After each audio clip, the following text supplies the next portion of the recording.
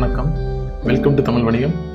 இந்த வீடியோவில் நம்ம ஸ்டார் ஹெல்த் ஐபிஓ பற்றி தான் பார்க்க போகிறோம். இந்த வீடியோவில் ஸ்டார் ஹெல்த்தோட ஃபியூச்சர் பிளான்ஸ் என்ன, அந்த கம்பெனியோட கரண்ட் ஃபினான்ஷியல்ஸ் எப்படி போயிட்டு இருக்கு, கரண்ட் கிரே மார்க்கெட் ப்ரீமியம் என்ன, அதெல்லாம் நம்ம டீட்டெயிலாக டிஸ்கஸ் பண்ண போகிறோம். ஸோ இந்த வீடியோவை ஸ்கிப் பண்ணாமல் ஃபுல்லாக பாருங்கள். ஸ்டார் ஹெல்த் இன்சூரன்ஸ் இது வந்து 2006 star health and allied insurance கம்பெனியாக ஸ்டார்ட் பண்ணாங்க. கரண்ட்டாக லார்ஜஸ்ட் ப்ரைவேட் ஹெல்த் இன்சூரன்ஸ் இன் இந்தியாவாக இருக்குது. அதோட மார்க்கெட் ஷேர் பார்த்தீங்கன்னா 15.8% இருக்குது 2021. அதாவது 100 இன்சூரன்ஸில் 16 இன்சூரன்ஸ் வந்து ஸ்டார் ஹெல்த் இன்சூரன்ஸாக தான் இருக்குது.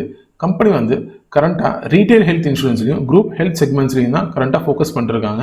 ரீட்டைல் ஹெல்த் இன்சூரன்ஸ் மூலமாக 89.3%, குரூப் ஹெல்த் இன்சூரன்ஸ் மூலமாக 10.7% அவங்களுக்கு இன்கம் வந்துட்டு இருக்குது. கம்பெனி அவங்க இன்சூரன்ஸ் பாலிசிஸை இண்டிவிஜுவல் ஏஜென்ட்ஸ் மூலமாக தான் டிஸ்ட்ரிபியூட் பண்ணிட்டு இருக்காங்க. ஸோ இப்போ வந்து கார்பரேட் ஏஜென்ட் பேங்க்ஸும் கார்பரேட் ஏஜென்ட்ஸ் மூலமாகவும் பண்ணிட்டு இருக்காங்க.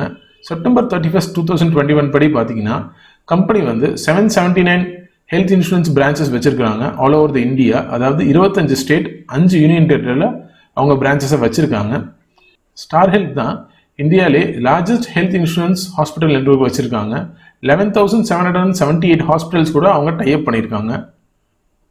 அவங்க என்னென்ன ப்ராடக்ட்ஸ் டெலிவர் பண்ணுறாங்கன்னு பார்த்தீங்கன்னா, ரீட்டைல் ஹெல்த் இன்சூரன்ஸ் ப்ரைவேட் இண்டிவிஜுவல்ஸ்க்கும் அவங்க ஃபேமிலிஸ்க்கும் ரீட்டைல் ஹெல்த் இன்சூரன்ஸ் ப்ரொவைட் பண்ணிட்டு இருக்காங்க. குரூப் ஹெல்த் இன்சூரன்ஸ் எம்ப்ளாயர்ஸ் அவங்க எம்ப்ளாயீஸ்க்காக இந்த குரூப் ஹெல்த் இன்சூரன்ஸ் பிளான்ஸை அடாப்ட் பண்ணுறாங்க. இது வந்து கொஞ்சம் எம்ப்ளாயீஸும் பே பண்ணுவாங்க, கொஞ்சம் எம்ப்ளாயர்ஸும் பே பண்ணுவாங்க. தேர்டு வந்து பார்த்தீங்கன்னா கவர்மெண்ட் ஹெல்த் இன்சூரன்ஸ்.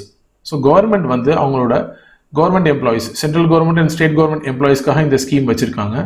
அவங்க இப்போ கரண்ட்டாக ட்ராவல் இன்சூரன்ஸும் பர்சனல் ஆக்சிடென்ட் இன்சூரன்ஸும் ஆஃபர் பண்ணிட்டு இருக்காங்க.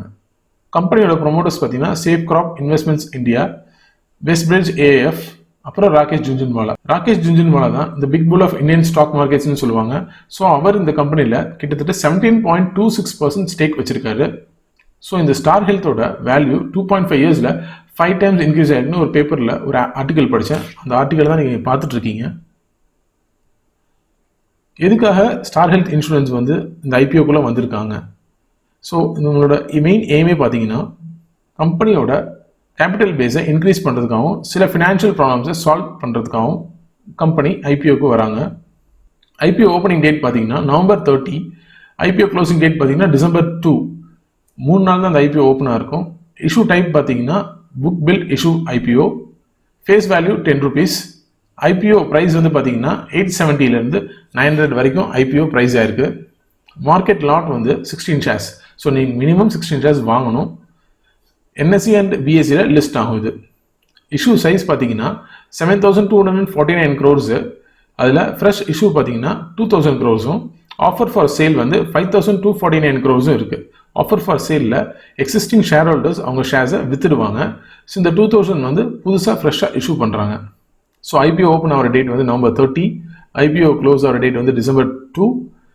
அலாட்மெண்ட் ஆகிறது வந்து பார்த்தீங்கன்னா டிசம்பர் 7 அலாட் ஆகும். ஸோ யார் யாருக்கெல்லாம் அலாட் ஆகலையோ அவங்களுக்கு டிசம்பர் 8 வந்து அவங்க ஃபண்ட்ஸ் ரீஃபண்ட் ஆகிடும். ஸோ அலாட் ஆனவங்களுக்கு டிசம்பர் 9 அவங்க டிமேட் அக்கௌண்ட்டில் ஷேர்ஸ் கிரெடிட் ஆகிடும். டிசம்பர் 10 வந்து ஐபிஓ லிஸ்ட் ஆகிடும். ஸோ மினிமம் நீங்கள் 16 ஷேர்ஸ் வாங்கலாம் ஒரு லாட்டில். அதுக்கு உங்களுக்கு 14,400 வேணும். ஸோ மேக்ஸிமம் வந்து நீங்கள் ரீட்டைல் இன்வெஸ்டராக இருக்கிறதுனால 13 லாட்ஸ் மட்டும் தான் வாங்க முடியும். அதுக்கு 1,87,000 உங்களுக்கு வேணும். இந்த ஐபிஓட ரெஜிஸ்டர் பார்த்தீங்கன்னா கே ஃபின்டெக். ஸோ கீழே கொடுத்துருக்க இந்த வெப்சைட்டில் நீங்கள் செக் பண்ணிங்கன்னா டிசம்பர் 7 அன்னைக்கு உங்களுக்கு ஐபிஓ அலாட் ஆயிருக்கா இல்லையான்னு தெரிஞ்சிடும். இந்த லிங்க் நான் டிஸ்கிரிப்ஷனில் கொடுக்குறேன், நீங்கள் எடுத்துக்கலாம். ஸோ இதுதான் financial statement of Star Health insurance. So 2019, 2020, 2021. 2019 company வந்து 182 crores ப்ராஃபிட் பண்ணியிருக்காங்க.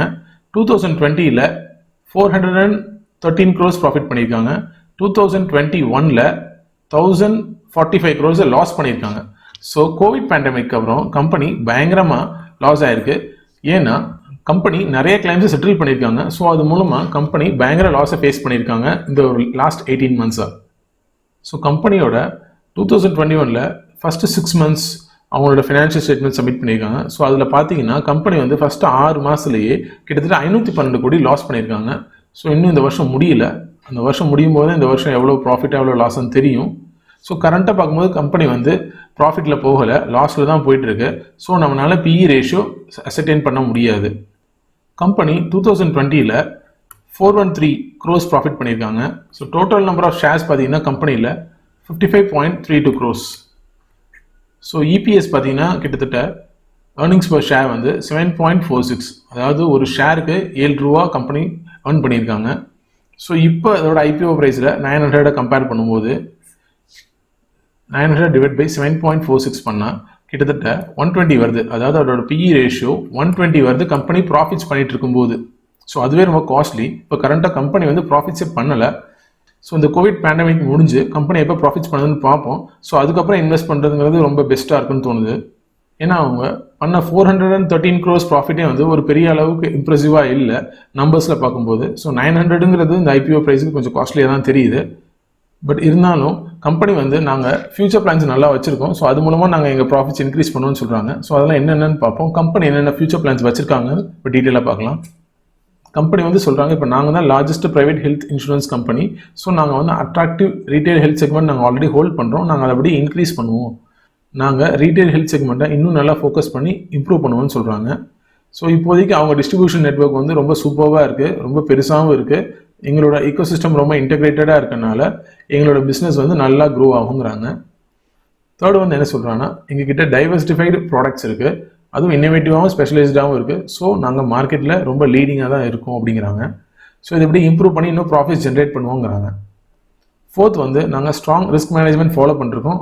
எங்ககிட்ட கிளைம் ரேஷியோஸுமே சூப்பராக இருக்குது. ஸோ அதனால் நாங்கள் கஸ்டமர்ஸ்க்கு நல்ல சர்வீஸ் கொடுத்துட்ருக்கோம். எங்ககிட்ட கஸ்டமர்ஸ் ரீட்டைன் ஆவாங்கன்னு சொல்கிறாங்க. ஃபிஃப்த்து வந்து என்ன சொல்கிறாங்கன்னு பார்த்தீங்கன்னா, நாங்கள் டெக்னாலஜியில் இன்வெஸ்ட் பண்ணியிருக்கோம். ஸோ எங்கள் பிஸ்னஸ் மாடல் ரொம்ப சூப்பராக இருக்குங்கிறாங்க.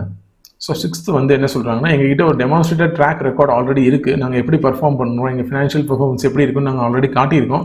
ஸோ அதை நாங்கள் மறுபடியும் ஃபாலோ பண்ணுவோம்னு கம்பெனி சொல்லியிருக்காங்க.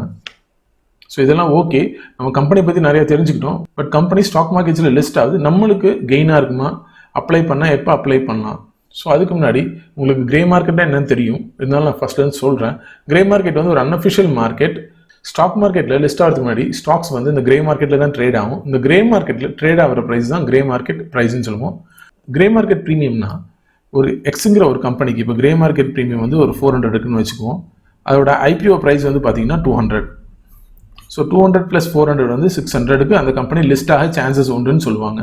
ஸோ அதே மாதிரி இந்த ஸ்டார் ஹெல்த் இன்சூரன்ஸ்க்கு எவ்வளோ கிரே மார்க்கெட் ப்ரீமியம் இருக்குன்னு நம்ம பார்க்கலாம். அதுக்கு முன்னாடி நம்ம ஐபிஓ ப்ரைஸ் நம்மளுக்கு தெரியும் 870 to 90. ஸோ அது வந்து பார்த்தீங்கன்னா வெரி எக்ஸ்பென்சிவ்னு ஆல்ரெடி நம்ம டிஸ்கஸ் பண்ணியிருந்தோம்.